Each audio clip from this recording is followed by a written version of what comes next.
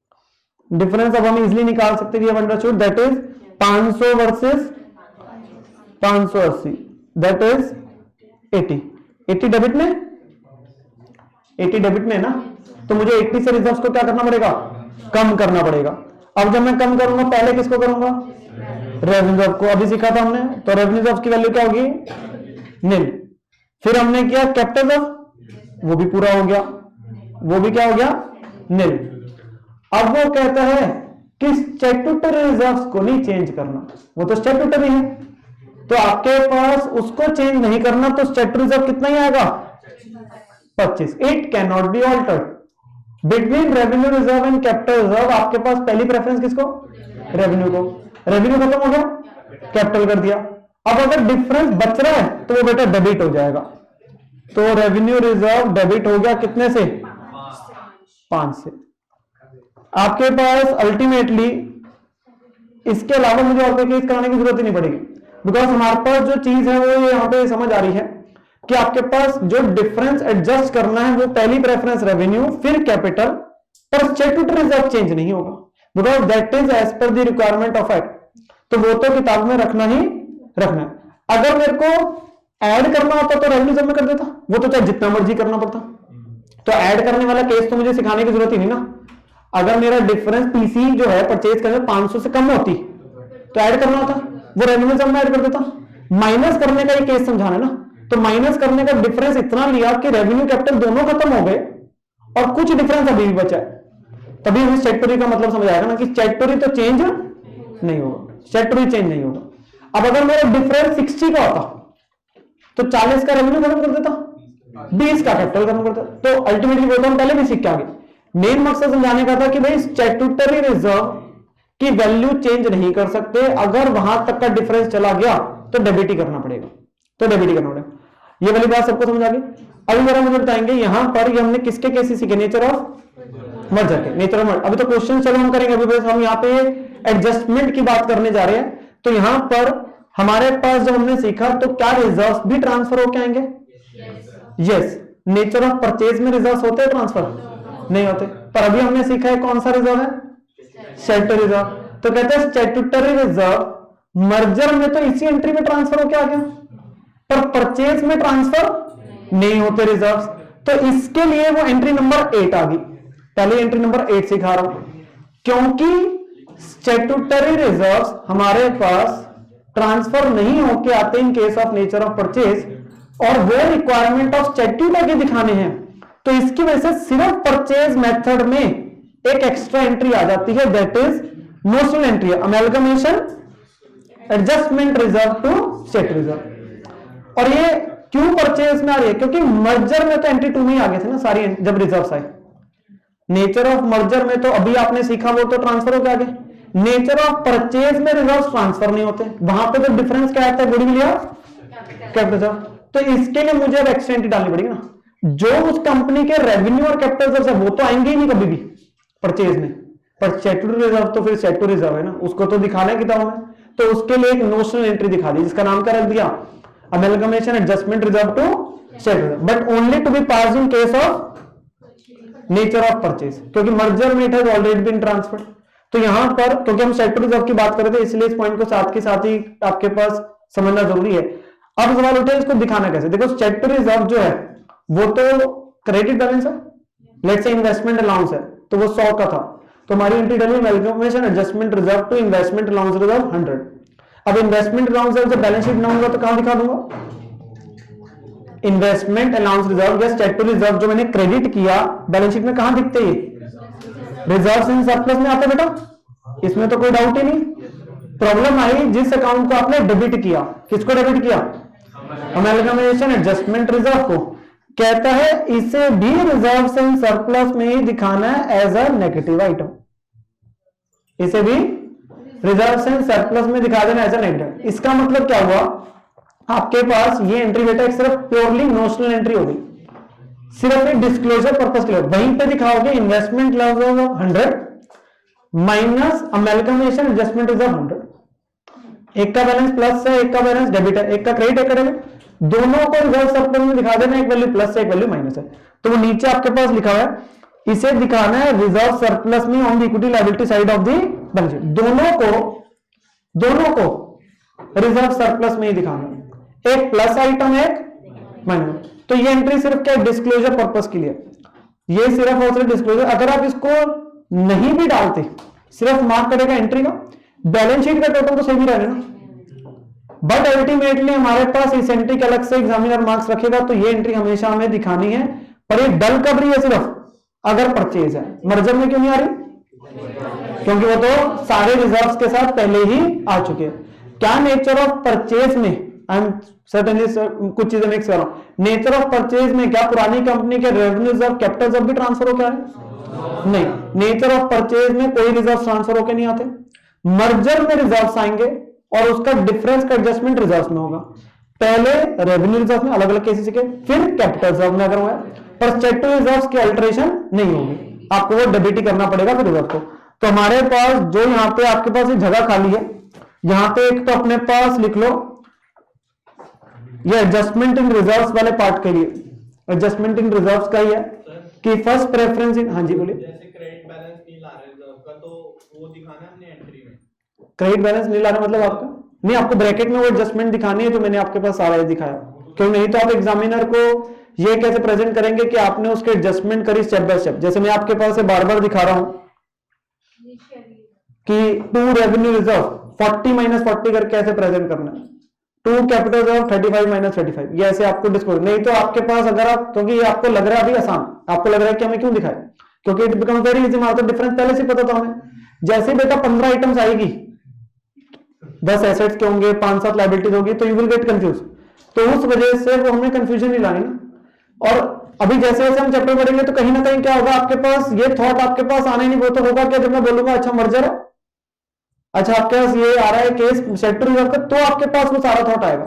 क्योंकि क्वेश्चन तो मिक्स होंगे ना, परचेज का भी हो सकता है, मर्जर का भी, तो वो स्टेप बाय स्टेप, इसलिए आपके इसका भी गलती नहीं होगी, ठीक है ना। आइडियली तो ऑब्वियसली वो एंट्री का बाहर तो आई नहीं रही वैल्यू, बट हमारे पास वो जब आप डिस्क्लोज करोगे तो इट विल शो कि आपने एडजस्टमेंट रिजर्व्स में करी है, ठीक है ना, तो वो हम दिखाएंगे। तो रेवेन्यू रिजर्व बेटा वो वैल्यू तो बाहर जीरो ही जा रही है ना, तो अगर ऐसे शो करेंगे काट देंगे।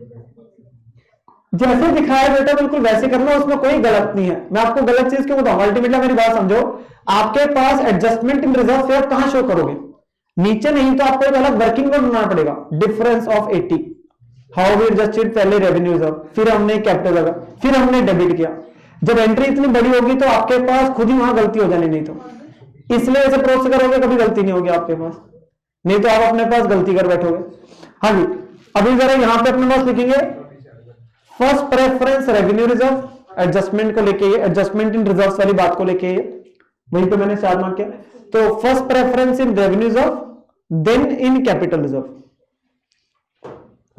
First preference in revenue reserve, then in capital reserve, और फिर आगे लिख लेना रेफर जो आपके हैंड रिटन नोट्स है। बेसिकली ये मर्जर और परचेज के जितने भी केसेस हमने किए, इस एंट्री को समझने के लिए वो आपके पास इस चीज को लेके आ रहे हैं, तो इसके लिए हमने अपने पास जो भी केसेस किए वो आपके पास हैंड रिटन वाले नोट्स में, ठीक है ना। सो जो भी आपके पास है हैंड रिटन वाले चार्ट्स, उसका रेफरेंस दे दो इस चीज को समझने के लिए। हाँ जी, अच्छा मेरे पास ध्यान से एक बार चीज को समझ से जरा, परचेज के केस में परचेज कंसिडरेशन तो किसी भी तरीके से आ सकती है ना, नेचर ऑफ मर्जर है, नेचर ऑफ परचेज है, नेचर ऑफ बेसिकली आपके पास जो है नेट पेमेंट है, नेट एसेट है, जो कंसिडरेशन आ रही है। अब अगर कंसिडरेशन बेटा नेट पेमेंट से आ रही थी तो हमने बोला डिफरेंस आएगा गुडविल या कैपिटल का, अगर वो आई नेट एसेट से है तो डिफरेंस नहीं आएगा। सेकंड केस में मर्जर के अंदर कंसिडरेशन आ गई हमारे पास, और यहां पर कंसिडरेशन नेट पेमेंट से ही होगी। अगर आपने इतने केसेस देखे, क्योंकि कंसिडरेशन नेट एसेट से इसलिए नहीं बनती क्योंकि एक एक एसेट लायबिलिटी की इंडिविजुअली अलग अलग वैल्यू तो लगा ही नहीं रहा ना, क्योंकि यहाँ सारी चीजें है ही किस पे, बुक वैल्यू पे। तो आपके पास जितने भी क्वेश्चन होंगे वहां पे आप देखेंगे जब भी मर्जर लग रहा होगा कंसिडरेशन नेट पेमेंट से आ रही होगी, क्योंकि नेट एसेट के केस में तो एसेट की एक की वैल्यू भी चेंज हुई तो ऑब्वियसली वो तो नेचर ऑफ परचेज बन गया ना। वो अभी चीजें थोड़ी बहुत ही वो मैं बोल रहा हूं आपका, धीरे धीरे when we do the question तो वो चीजें ना सेटल डाउन हो जाएगी। अल्टीमेटली हमारे पास है डिफरेंस का, परचेज में मेन कंक्लूजन पार्ट रिजर्व्स नहीं आएंगे और डिफरेंस जो होगा वो गुडविल या कैपिटल से आ जाएगा, that is the conclusion. Merger के केस में सारी चीजें बुक वैल्यू पे आएगी, रिजर्व्स भी आएंगे, एडजस्टमेंट रिजर्व्स में ही होगी, एडजस्टमेंट रिजर्व्स में होगी, जिसमें फर्स्ट प्रेफरेंस रेवेन्यू को देना अगर माइनस करना और सेकंड कैपिटल को, पर स्टेटस रिजर्व चेंज नहीं होंगे क्योंकि वो तो आने ही आने हैं। क्योंकि नेचर ऑफ परचेज में स्टेटस रिजर्व ट्रांसफर होकर नहीं आए तो उसके लिए एंट्री नंबर 8 आ गई, that is amalgamation adjustment reserve to status reserve. ये बात हमने अपने पास अभी तक समझी है, करी है, यहां तक क्लियर है बात। देन आपके पास वो कहता है जो डिबेंचर होल्डर्स है that is also outsider liability of the previous company, वो भी थी। तो जो मैं 2 लायबिलिटीज डाल रहा हूं यहां पे एंट्री नंबर 2 में, ये मैंने 2 लायबिलिटीज लिखा है यहां पे। इन लायबिलिटीज के अंदर क्रेडिटर्स होंगे, बिल पेबल होंगे, आउटस्टैंडिंग एक्सपेंसेस होंगे, ऐसे क्या होंगे, debentures of the old company, वो भी तो आउटसाइडर लायबिलिटी है ना, पुरानी कंपनी के जो डिबेंचर होल्डर है। उन डिबेंचर होल्डर्स के पास लेट्स से एक्स ने वाई को खरीदा, तो उनके पास अभी जो डिबेंचर बॉन्ड पड़े हैं उन पे किन का नाम लिखा हुआ, वाई लिमिटेड का, तो उनको एक्स लिमिटेड अपने डिबेंचर देगी। अगर डिबेंचर ही दे रहे हैं तो उनको हम क्या देंगे, अपने डिबेंचर देंगे। तो हम क्या करेंगे, एंट्री 2 में हमने क्रेडिट किया हुआ होगा डिबेंचर्स ऑफ ओल्ड कंपनी, तो उसको यहां डेबिट करूंगा और उनको कौन से दे दूंगा, अपनी कंपनी के डिबेंचर्स, तो 2 डिबेंचर्स डाल दूंगा। देखो कई बार तो वैल्यू सेम आएगी, कई बार हो सकता है कि मैं जब उन्हें अपने डिबेंचर्स दे रहा हूं it can be at premium और it can be at discount, तो वो आपके पास अलग अलग 2 सिनेरियोस बन जाएंगे कि मैं अपने वाला डिस्काउंट पे दे रहा हूं कि अपने वाला प्रीमियम पे दे रहा हूं। But certainly I will be giving them our debentures, मैं उन्हें अपने डिबेंचर्स जब दे रहा हूं तो मेरी एंट्री क्या बन जाएगी, डिबेंचर्स ऑफ ओल्ड कंपनी। ये जो मैंने डेबिट किया ये क्रेडिट कहां पे हुआ पड़ा है कि कैंसिल होने के लिए, जो सेकंड एंट्री में 2 लायबिलिटीज लिखा है वहां पे 2 लायबिलिटीज के अंदर आ रहा होगा 2 डिबेंचर्स ऑफ ओल्ड कंपनी, उन्हें मैं अपने डिबेंचर्स अब दे दूंगा, एंड वो हमेशा होगा ही होगा बिकॉज उनके पास जो डिबेंचर बॉन्ड पड़ा है वो वाई लिमिटेड का है। अब एक्स लिमिटेड उन्हें अपनी कंपनी के डिबेंचर देगी तो ये एंट्री आ जाएगी। उसमें आपके ऊपर लिखा भी क्या है, issue of debentures to discharge the existing debenture holders of the vendor company. Then जो अगली 3 एंट्रीज है वो तभी आएगी अगर क्वेश्चन उसके बारे में बोलेगा। देखो जो हमने पहली 3 एंट्रीज करी, पहली 3 वो तो हर क्वेश्चन में आएगी नीडलेस टू से, भाई business purchase to liquidator, asset liabilities आ रहे हैं, फिर लिक्विडेटर को पेमेंट कर रहा हूं। डिबेंचर्स वाली एंट्री तब आएगी अगर डिबेंचर से और उनको अपनी कंपनी के डिबेंचर दूंगा। एंट्री 8th जो है वो तब आएगी जब स्टैट्यूटरी रिजर्व और नेचर ऑफ परचेज का केस था, वो लेके आने। 5, 6, 7 तो बेटा तभी आएगी अगर क्वेश्चन बोलेगा। 5th एंट्री आपके पास है reimbursement of liquidation expenses of the vendor company, कि पुरानी कंपनी बंद हो रही है तो उसके ऑब्वियसली खर्चे लगे होंगे, उन्होंने लिक्विडेटर को अपॉइंट किया होगा, उसको भी रेम्यूनरेशन दी होगी, खर्चा सारा लगा होगा। उसका खर्चा लगा पुरानी कंपनी का बंद होने का 10,000 और ये कंपनी कहती है कि हम उसके आपको पेमेंट कर देते हैं, न्यू कंपनी कह रही है हम कर देते हैं, क्योंकि अल्टीमेटली देखो सारे एसेट लायबिलिटीज आपके नहीं है, तो आपके पास लेट से कैश एंड नहीं है, या चलो मैं कैश एंड नहीं भी लेकर लेट से, तो मैं कहता हूं कि मैं पे कर रहा हूं, मतलब नई कंपनी परचेजिंग कंपनी कह रही है कि I will reimburse your liquidation expenses, तो उस केस के अंदर ये नई कंपनी परचेजिंग कंपनी के लिए फायदा हुआ कि नुकसान, नुकसान, और पैसे जा रहे हैं तो बेटा 2 बैंक तो होगा ही होगा, पक्की बात है, पैसे जा रहा है। अब कहते हैं कि क्योंकि आपके लिए नुकसान है तो हमने नेचर ऑफ परचेज और मर्जर में जो ओवरऑल फायदा नुकसान था उसे कुछ और क्लासिफाई किया था। अगर नेचर ऑफ परचेज था तो हमने ये कहा था कि हमारा नुकसान या फायदे को हमने नाम दिया तो गुडविल या कैपिटल रिजर्व, तो कहते हैं अगर गुडविल आया था तो उसी में वैल्यू और बढ़ जाएगी, पर अगर कैपिटल रिजर्व आया था तो उसकी वैल्यू फैक्टरली कम होगी। ऊपर मैंने कहा कि मेरा 1 लाख का फायदा हुआ क्योंकि मैंने कंसिडरेशन कम दिया as compare to the assets, और यहां मेरे को 10,000 रुपए देने पड़ रहे हैं, मेरे लिए नुकसान है, तो मैं यही बोलूंगा ना कैपिटल रिजर्व को डेबिट करूंगा। अल्टीमेटली द रीजन इज ऊपर कैपिटल रिजर्व डिफरेंस आ चुका है जो क्या था मेरा कैपिटल प्रॉफिट, और ये मेरा नुकसान है और जो है टेक ओवर से रिलेटेड है पुरानी कंपनी का, तो मैं कैपिटल रिजर्व को डेबिट करूंगा ना। कैपिटल रिजर्व डेबिट करने से कैपिटल रिजर्व की वैल्यू क्या हो जाएगी, कम या ज्यादा, कम, और गुडविल का डेबिट करने से बढ़े। तो ये डिपेंड किस पे कर रहा है, एंट्री 2 में डिफरेंस क्या है, एंट्री 2 में डिफरेंस क्या है, गुडविल आया तो गुडविल ही डेबिट हो गया, कैपिटल रिजर्व आया तो कैपिटल रिजर्व आपके पास हो गया, ठीक है ना। अगला आता है मर्जर का केस। मर्जर में एडजस्टमेंट किसमें करते हैं, जनरल रिजर्व पीएनएल आपके रिजर्व में हो रही है, तो कहते हैं यहां पे फिर हम पीएनएल जनरल रिजर्व को ही डेबिट कर देंगे, because ultimately the difference was adjusted in the reserves, so that's why हमारे रिजर्व में ही आपका डेबिट हो जाएगा विच इज पीएनएल या जनरल रिजर्व, तो जो आपके रेवेन्यू रिजर्व है वहां पे एडजस्टमेंट आ जाएगी। तो यहां पे यानी कि ये एंट्री टू बैंक तो होगा ही होगा, बट डेबिट किसमें हो रहा है, डिपेंडिंग अपॉन परचेज है तो गुडविल कैपिटल, मर्जर है तो पीएनएल जनरल। नेक्स्ट जो आपके पास चीज आ रही है वो भी एक बार समझेंगे। हम जैसे बात कर रहे थे एक्स लिमिटेड एक कंपनी है, बस लास्ट 2 एंट्रीज हमारे पास समझने को। तो एक्स लिमिटेड ने बिजनेस खरीदा बेसिकली किसका, वाई लिमिटेड का। एक्स लिमिटेड ने परचेज करा business of Y limited. Before the takeover X limited ने कुछ गुड्स सेल करे थे जी वाई लिमिटेड को, ये तो आज उनके बिजनेस को खरीदने जा रहे हैं। तो जो ये गुड्स बेचे थे वो एक्स लिमिटेड को कॉस्ट थी 1 लाख और उन्होंने इसको सेल करा था 1,25,000 में। तो एक्स लिमिटेड ने कुछ महीने पहले, लेट्स से 3 मंथ्स पहले वाई लिमिटेड को कुछ गुड्स सेल करे थे 1 लाख की कॉस्ट वाले गुड्स कितने, 1,25,000 में। तो वाई लिमिटेड के लिए इन गुड्स की कॉस्ट कितनी होगी, 1,25,000। Now on the date of takeover, let's say ये इवेंट तो वो आपके पास 1 अक्टूबर 19 को, और जो टेक ओवर का इवेंट होने जा रहा है वो होने जा रहा है 1 जनवरी 20 को। मतलब आपके पास नए साल पे आपके पास वो इवेंट ऑफ टेक ओवर हो रहा है। अब जिस दिन इवेंट ऑफ टेक ओवर हुआ वाई लिमिटेड के पास इनमें से कुछ गुड्स अभी बचे हुए हैं, जो that is stock of 50,000, let's say it is remaining 50,000 का, उसमें से 125 में से स्टॉक बच गया कितने का, 50,000 का।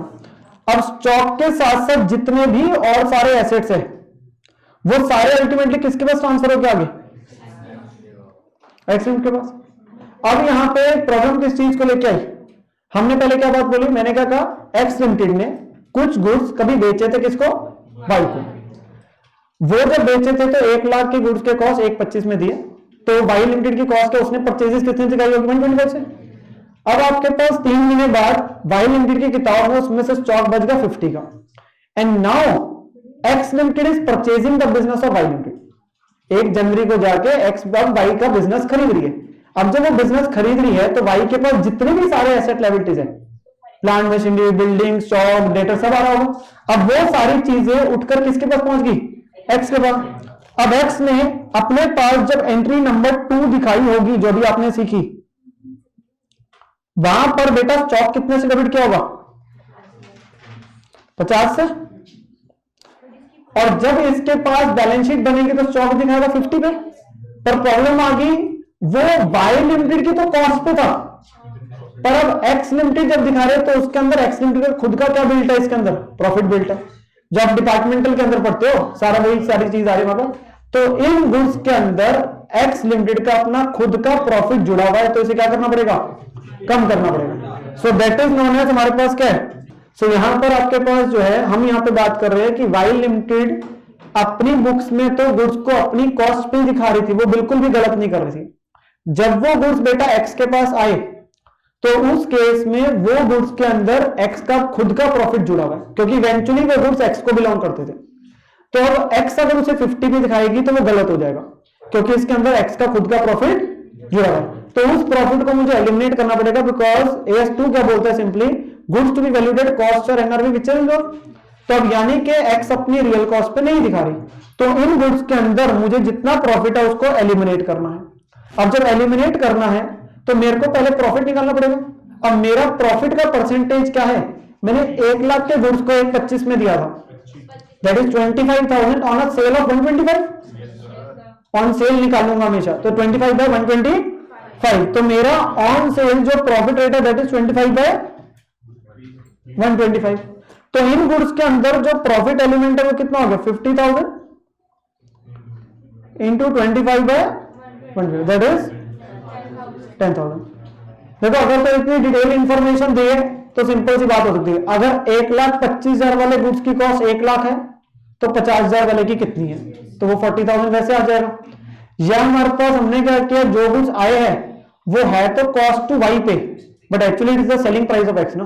तो जीपी रेट जब भी लगेगा ऑन सेल लगेगा, ऑन कॉस्ट दिया 25%, तो ऑन सेल कितना हो गया 25 बाय 125, तो ऑन हमेशा सेल वाला लगेगा तो 10,000, यानी कि इन गुड्स की रियल कॉस्ट कितनी है 40। तो to bring them down to 40,000 I have to reduce the value of stock. तो मेरे को अल्टीमेटली स्टॉक को तो क्रेडिट करना पड़ेगा। अब सवाल उठा डेबिट किसको करूंगा, तो अगेन फर्क किस पे आ गया भाई, परचेज है कि मर्जर है, क्योंकि आपके पास सही मायने में इसे सेकेंड एंट्री में ही स्टॉक को 40 डालना चाहिए था।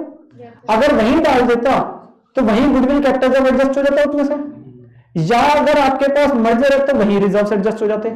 इस वजह से आपके पास वो कह रहे हैं एलिमिनेटिंग अंडरलाइज प्रॉफिट का क्या करना है, अगर परचेज है तो किसको डेबिट क्रेडिट कर दो, और स्टॉक कम कर दो, और अगर मर्जर का केस है तो पीएनएल या general reserve to stock. So ultimately यहां पर वही चीज आ गई कि अगर आपके पास जो है गुड्स दिए थे और वो वापस आ रहे हैं तो उस केस में आपके पास ये चीज हो रही होगी कि हमने एलिमिनेट करना है। पर इसके लिए question has to give you the details कि जो स्टॉक है वो बेचा था, उसका दूसरी कंपनी से खरीदा बताओ, और उसमें इतना प्रॉफिट मार्जिन, कितनी वैल्यू का स्टॉक और क्या प्रॉफिट रेट है। दो चीजें जब तक नहीं पता होगी आप स्टॉक रिजर्व नहीं, मतलब 50,000 भी देना जरूरी है और प्रॉफिट रेट 25% भी देना जरूरी है। अगर ये दोनों चीजें दी होगी तो ही आप अपने पास एंट्री दिखा पाओगे। तो दो इफेक्ट हमारे क्या हो गए, एक तो goodwill capital of PNL general में आ गया, और सेकंड इफेक्ट क्या होगा, स्टॉक की वैल्यू क्या होगी, कम होगी। एंड लास्ट वाला इसी से हमारा लिंक्ड है, एक्स ने वाई को गुड बेचे थे, हमने यही अपने पास बात करी। एक्स ने जब बेचे थे कितनी वैल्यू के बेचे थे जी, गुड जो थे 1,25,000 में, 3 महीने पहले बेचे थे। इसमें से लेट से 60,000 की पेमेंट अभी भी पार्टी से पेंडिंग है, मतलब 65,000 वाई ने पे कर दिया था एक्स को। तो एक्स की जो बैलेंस शीट बनी होगी उसमें वाई लिमिटेड क्या होगा, डेटर की क्रेडिटर, डेटर होगा कितने से, 60 से, और जो वाई की बैलेंस शीट बनी होगी उसमें एक्स लिमिटेड क्रेडिटर है 60 से, यही है। अब जब एक्स ने वाई का बिजनेस खरीदा, एक्स ने वाई का बिजनेस खरीदा, इंडिविजुअली दोनों ठीक दिखा रहे, तो इसकी बैलेंस शीट के जितने भी सारे एसेट लायबिलिटीज है वो अल्टीमेटली इसके पास आ गए। अब जब वो उठ के आए विच इज एंट्री नंबर 2, तो आपने वहां 2 क्रेडिटर्स भी लिखा होगा ना, तो 2 क्रेडिटर्स में एक्स लिमिटेड भी उठ के आ गया 60। अब वो इसी की बैलेंस शीट पे पहुंच गया एक्स लिमिटेड 60। इंडिविजुअली दोनों ठीक दिखा रहे थे, एक कह रहा था मैंने पैसे लेने हैं, दूसरा कह रहा था मैंने पैसे देने हैं। अब क्या हुआ, आपके पास एक ही बैलेंस शीट में आ गया और यहां पे वो क्या हुआ कि मैंने अपने आप को ही पैसे देने और लेने। So obviously what you have to do, you have to cancel it out. तो कैंसिल हमें करना पड़ेगा, इससे क्या बोलते हैं, इंटर हुई, इंटर कंपनी हुई, और ये तभी हो रहा है जब वो ट्रांसफर होके आ गया। अब जब ट्रांसफर होके आ गया बेटा, तो इससे हमें क्या करना पड़ेगा, कैंसिल आउट। कैंसिल आउट करने के लिए लायबिलिटी का बैलेंस क्रेडिट है तो उसे डेबिट करना पड़ेगा, एसेट का बैलेंस डेबिट है तो उसे क्रेडिट करना पड़ेगा। तो हमारी एंट्री क्या बन गई effectively, that will always be liability to asset which is known as elimination of intercompany owing, and it can be creditor to debtor जो मैंने लिया, या अगर बीपी टू बीआर अगर बिल ड्रॉ करे थे। देखो अगर तो बिल ड्रॉ किया था तो बीपी टू बीआर हो गया, अगर वो बिल ड्रॉ किया था तो एक की में बीआर था एक की में बीपी था, इकट्ठे हो गया तो बीपी टू बीआर, नहीं तो क्रेडिटर टू डेटर। ये डिपेंड हमेशा इस पे करेगा कौन सी वाली चीज दी है। एंट्री हमेशा वही है liability to asset, entry is always liability to asset to cancel the intercompany. Entry देखो अगर नहीं भी डल रही बैलेंस शीट तो तब भी टैली हो रही है, पर वो फिर गलत बता रही है, क्योंकि उस केस में आप यही दिखा रहे हो यू ओव मनी टू योरसेल्फ ओनली, तो उस केस के अंदर वो गलत है। Again the question has to give you details कि इतने पैसे 60,000 रुपए लेट से दूसरे को उसने देने थे कि लायबिलिटीज के अंदर जुड़ा हुआ, तो यानी कि मेरी एंट्री नंबर 5, 6 और 7 तभी डालेगी अगर क्वेश्चन इनके बारे में मुझे इंफॉर्मेशन देगा, which will be few question, सारे क्वेश्चन में नहीं होगा, वो सिर्फ कुछ क्वेश्चन में बात होगी, इस वजह से एंट्रीज आपके पास तभी आनी। ठीक है, नाउ एक बार के लिए अगर हम अपने पास रिवाइज करें एंट्रीज वाले पार्ट को, हमने अपने पास क्या चीज बोली, फर्स्ट तो जी कंसिडरेशन निकलनी ही निकलनी है चैप्टर में, उसके बिना और question can not solve because आपके एंट्री नंबर 1 भी उसी पे डिपेंडेंट है, तभी हमने कल क्वेश्चन उससे रिलेटेड किए थे। And consideration will be by net payment and net asset, that is all together separate from the treatment in the books. Books में ट्रीटमेंट के लिए हमें क्या चेक करना है, मर्जर है कि परचेज है, जिसके लिए कंडीशन है 5 फुलफिल होगी तो मर्जर है, नहीं तो परचेज है, which actually affects your entries. वो फर्क डाल रहा है आपके पास। पहली एंट्री डली बिजनेस परचेज टू लिक्विडेटर, ये किससे डली, कंसिडरेशन से। थर्ड एंट्री पहले इसके साथ ही कर लेते हैं, इजी टू अंडरस्टैंड है कि लिक्विडेटर को जो जो चीजें देनी है वो उसको दे दिया। अगर नेचर ऑफ मर्जर होगा ना तो यहाँ पे सिर्फ 2 शेयर कैपिटल ही आ रहे होंगे, डिवेंचर्स कैश नहीं हो रहा होगा ना, क्योंकि मर्जर में तो सिर्फ क्या देते हैं, शेयर ही देते हैं। पर अगर परचेज है तो जा रही है। अब मेन फर्क है जिसपे हमारा सबसे ज्यादा टाइम लगा, because that will be the important thing हमारे पास जब भी क्वेश्चंस करेंगे, दैट इज दी आपके पास जब एसेट लायबिलिटीज ट्रांसफर हो क्या रहे। अगर परचेज का केस है तो रिजर्व ट्रांसफर नहीं होंगे, सारे एसेट सारी लायबिलिटी जोन जोन से टेक ओवर करे, टेकन ओवर वैल्यू, जिनकी वैल्यू नहीं बताई वो बुक वैल्यू पे आ रही है। टू बिजनेस परचेज चल रहा है, the difference of the entry will be goodwill या capital reserve, but that difference will only be in case of अगर परचेज कंसिडरेशन नेट पेमेंट से आई है। अगर परचेज कंसिडरेशन खुद नेट एसेट से आई है, एसेट माइनस लायबिलिटी, तो डिफरेंस कहां आ जाएगा? इसी को लेकर मैंने आपको पहले 2 केसेस कराए थे। और रिजर्व ट्रांसफर नहीं होंगे। मर्जर के केस में आपके पास एसेट टू लायबिलिटी सारे बुक वैल्यू पे और 2 रिजर्व्स भी आएंगे एट बुक वैल्यू, और 2 बिजनेस परचेज। एंट्री का जो डिफरेंस है वो किस में एडजस्ट हो जाएगा? रिजर्व में। अब रिजर्व में अगर हमने माइनस करना पड़ रहा है, ऐड करना पड़ रहा है, तो सिंपली रेवेन्यू रिजर्व में ऐड कर दो। माइनस करना पड़ रहा है, अलग अलग सिनेरियो से सीखा, तो पहले रेवेन्यू रिजर्व फिर कैपिटल रिजर्व में आपने अपने पास एडजस्ट करना, पर स्टैट्यूटरी रिजर्व चेंज नहीं होने, वो एज इट इज ही आपके पास आएंगे ही आएंगे। स्टैट्यूटरी रिजर्व मर्जर के केस में तो क्योंकि अभी आगे, पर परचेज में तो ऊपर आए नहीं, जिसकी वजह से वो एक अलग एंट्री डालेगा परचेज में, amalgamation adjustment reserve to statutory reserve, वो अलग एंट्री आएगी सिर्फ परचेज के केस में। मर्जर में तो यही आपके पास आ चुके। इतनी बात हमारे को क्लियर है। देन हमने अपने पास कहा था डिबेंचर होल्डर जो पुरानी कंपनी के उनको अपने डिबेंचर देंगे, इसको लेके हम अलग से केसेस करेंगे बाद में, ठीक है ना। कुछ अपने पास एक्स्ट्रा, जब थोड़ा सा आगे क्वेश्चन पे आएंगे, लेवल बढ़ेगा, तो इसको लेके बात करेंगे। उनको हम अपने डिबेंचर्स दे रहे हैं, सो 2 डिबेंचर ओल्ड कंपनी लिखा होगा और यहाँ पे अपने डिबेंचर दे रहे हैं। अपने कैन भी आपके पास प्रीमियम, पार या डिस्काउंट जैसे भी है वो आपके एंट्री बन जाएगी। नेक्स्ट 3 एंट्रीज आर, अगर क्वेश्चन बता रहा है लिक्विडेशन एक्सपेंसेस जब पे करे तो डिपेंड कर रहा है परचेज है कि मर्जर। परचेज है तो क्योंकि डिफरेंस गुडविल कैपिटल में क्या होगा, तो वही डेबिट टू बैंक। मर्जर है तो P&L reserve to bank. Then unrealised profit को लेकर समझा, एक कंपनी ने दूसरी को बेचा स्टॉक, वो स्टॉक अपने पास ही वापस आ गया, पर उसके अंदर खुद का प्रॉफिट बिल्ट है, वो तो कंपनी सही दिखा रही थी, तो उसको मुझे एलिमिनेट करना पड़ेगा। तो इसके लिए स्टॉक की वैल्यू को कम करना है, और डिफरेंस डेबिट किसमें होगा? डिपेंडिंग ऑन परचेज या मर्जर, गुडविल कैपिटल रिजर्व या P&L जनरल। और लास्ट एंट्री आ गई आपकी किसकी? Elimination of inter company owing liability to asset, जो कॉमन होंगे आपके पास वो आ जाएगा। यहां तक सबको क्लियर हो? हाँ, चलो यहीं तक रखते, बाय बाय।